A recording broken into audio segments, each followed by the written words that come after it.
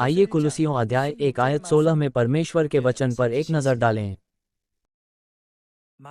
क्योंकि उसी में सारी वस्तुओं की सृष्टि हुई, स्वर्ग की हो अथवा पृथ्वी की, देखी या अनदेखी, क्या सिंहासन, क्या प्रभुताएं, क्या प्रधानताएं, क्या अधिकार, सारी वस्तुएं उसी के द्वारा और उसी के लिए सृजी गई हैं।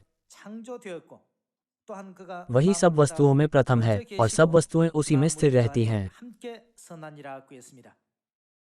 हमें ये समझना चाहिए कि परमेश्वर द्वारा न केवल हमारी आंखों से दिखाई देने वाले दृश्य पहलू बल्कि अदृश्य चीजें भी बनाई गई है।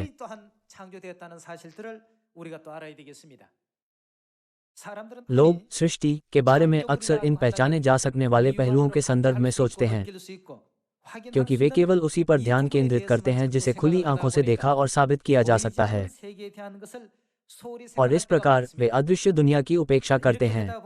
परिणामस्वरूप वे स्वर्ग के राज्य की तैयारी नहीं करते हैं।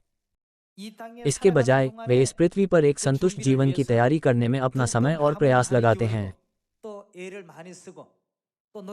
वे अपना बहुत अधिक ध्यान और ऊर्जा इन चीजों पर केंद्रित करते हैं। ये कुछ ऐसा है जिसे हम अपने आसपास के लोगों में आसानी से देख सकते हैं।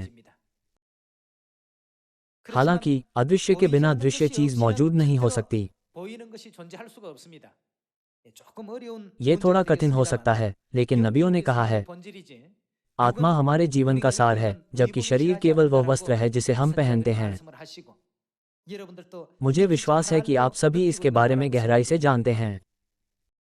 इसलिए यशाया 41 के माध्यम से आइए हम दृश्य दुनिया और अदृश्य दुनिया दोनों में हो रहे उद्धार के कार्य को एक साथ देखें और यह भी देखें कि परमेश्वर कैसे हमारी मदद करते हैं।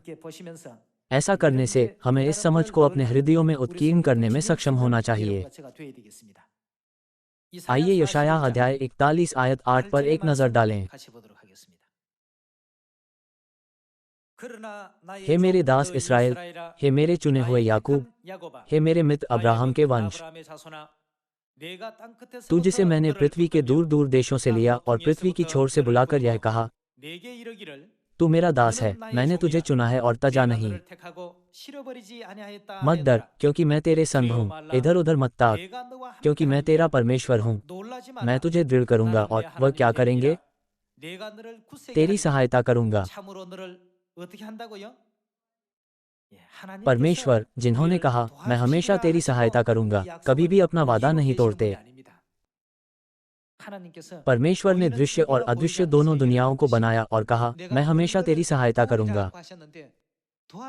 हालांकि लोग अक्सर यह विचार करने में विफल रहते हैं कि क्या उन्होंने अपनी वर्तमान स्थिति को परमेश्वर की सहायता से प्राप्त किया है या अपने स्वयं के प्रयासों से। इससे वे धन्यवाद के बजाय अपनी योगदान को प्राथमिकता देने लगते हैं, परमेश्वर की सहायता को भूल जाते हैं तथा विश्वास का आत्मा केंद्रित जीवन जीने लगते हैं। हमें ये समझना चाहिए कि सुसमाचार का कार्य अंततः परमेश्वर के हाथों पर निर्भर करता है।